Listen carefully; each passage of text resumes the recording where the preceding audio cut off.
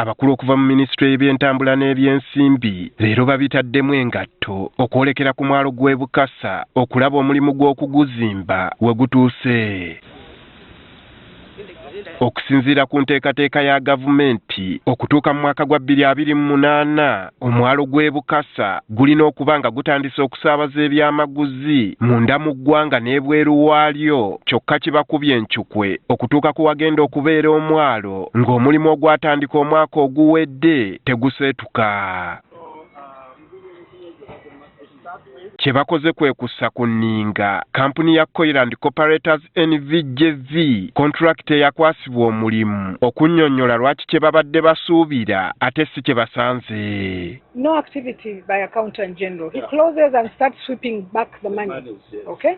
So if you are to make any payment, we have to be done by end of May. And we justified why end of June. Because the fee also has the procedures we follow to allow it to settle before you can say you've concluded it. So even if we double the equipment, still we request for end of June because of the systematic filling. Mu kwewozaako bano bagamba enkuba kibadde kizibu ky'amaanyi ekibaleetedde omulimu okutambula empola. We have been having serious challenges of rain which has been persistent, and I think some of the equipment they are leasing.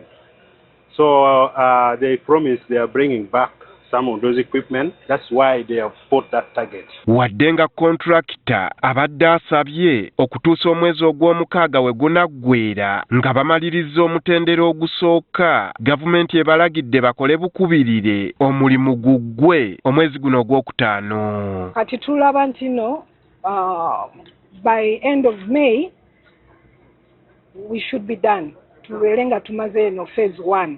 Tugenda kuzimba eno project mu phase 3. Kati phase 1 etute emyaka 10. Phase 2 tesobola kutwala egyo myaka kubanga eyo stage y'okuzimba port. Kasita port bwebeerayo business one egenda kukyuka.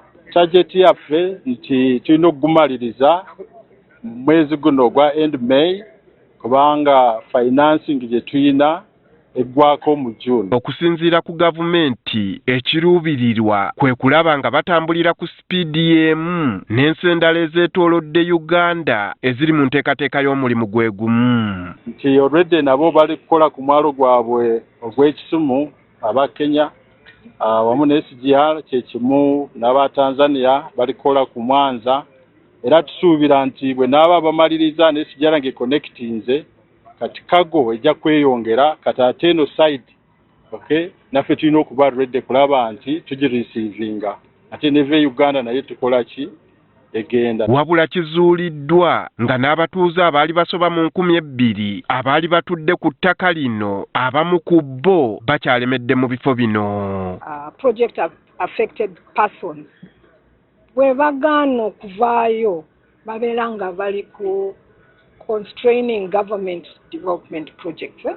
Kubanga abo bagenda ku benefitinga bamaze dda kubasasula, bamaze dda okufuna ettaka gye bagenda kubeera, ate wali paps abalala abaafuna ogw'omukisa. Wabula ye ssentebe w'ekitundu kino ategeezezza ng'abatuuze be bwe bali abeeteefuteefu okwamuka we bawangaalira, wabula ng'enteekateeka teyali nnambulukufu. Nasooka ne ntwala abantu 5 era ne baba bapimira yiika 2 nga gavumenti gyegenda obbawa.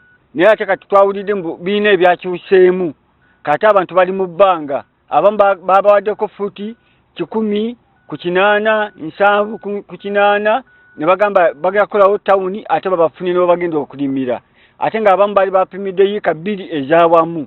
Kati abantu bakyali mu bbanga nga twagala gavumenti ejje kuba meeting ebannyonnyola ekituufu. Omwalo guno ogugenda okuba ogumu ku gusinga obunene mu Afirika bwe gunaaba guwedde ng'oggyeko mu Uganda gwa kutambuza ebyamaguzi okuva ku mwalo gw'e Dar es Salaam ne Tanga okutuuka ku gw'e Mwanza, ekinaayamba Uganda okukendeeza okuyimirirawo ku mwalo gw'e Mombasa gwokka. Andrew Kagwa, Agafeeyo, Spark TV.